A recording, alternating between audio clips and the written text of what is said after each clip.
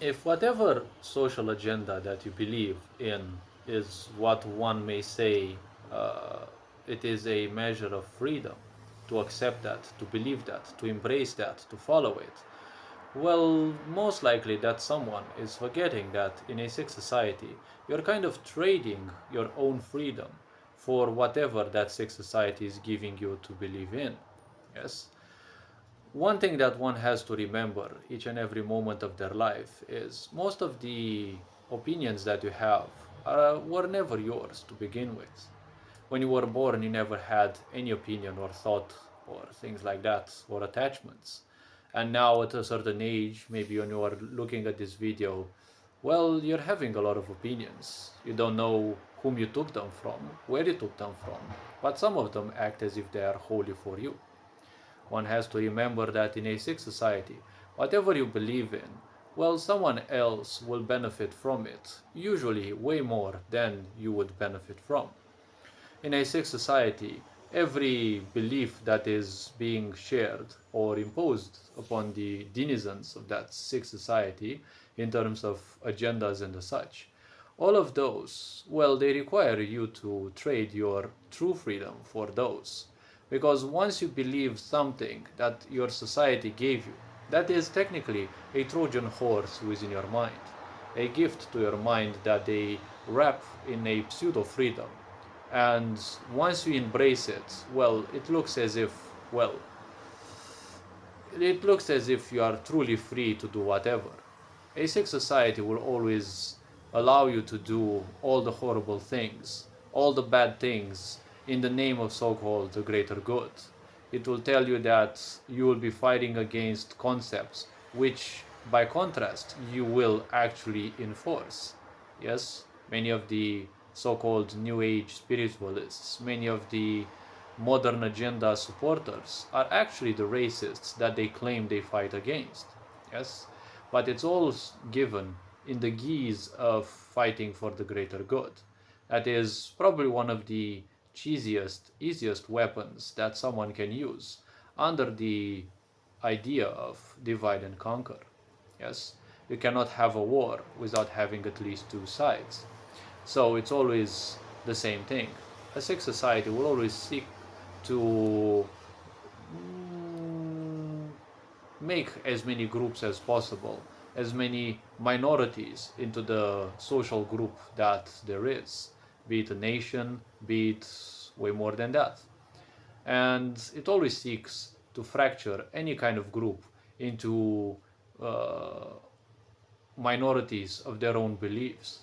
Yes, that will support, even fanatically, the beliefs that aren't even theirs in the first place. Yes, because when you are in a sick society, you are either a virus that does not compel itself to it, or you are simply leashed to it in the form of your beliefs that belong to it, but you think that you are free to think of those. Yes, you are free to wear your chains of submission. That is how a sick society functions. That is how narcissistic control functions. You are free to embrace the so-called freedom, which is technically slavery.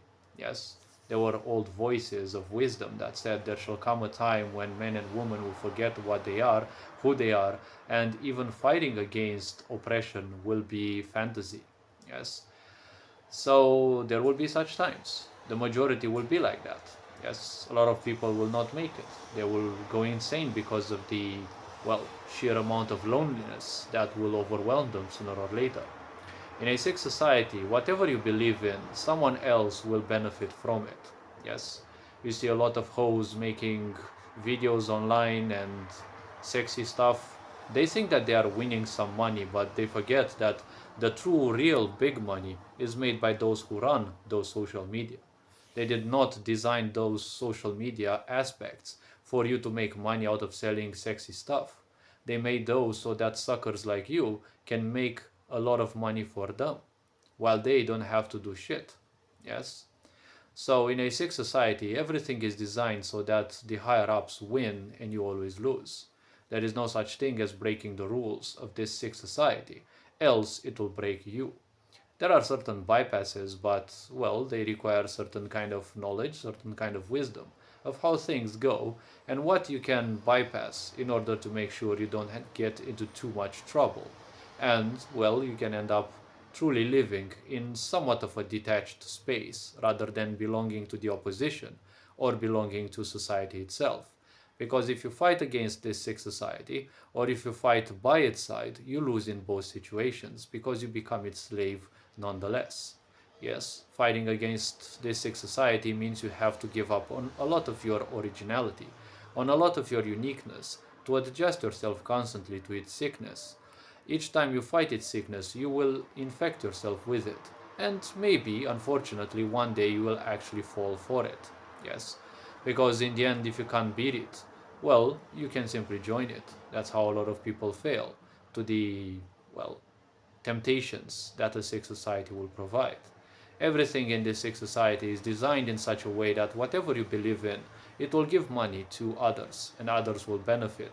You will only get some emotional benefit. You'll probably feel liked. You'll probably feel that you are surrounded by like minded people, but that is not something that you want in a sick society. When everyone thinks and functions in the same exact way, that is technically the wet dream of narcissists, and in short said, that is communism. That is the equivalent of living in a cage. Yes? So hopefully this video raised a bit of awareness. You're appreciated, take care, enjoy life. This being said, Ferencjan Board signing out.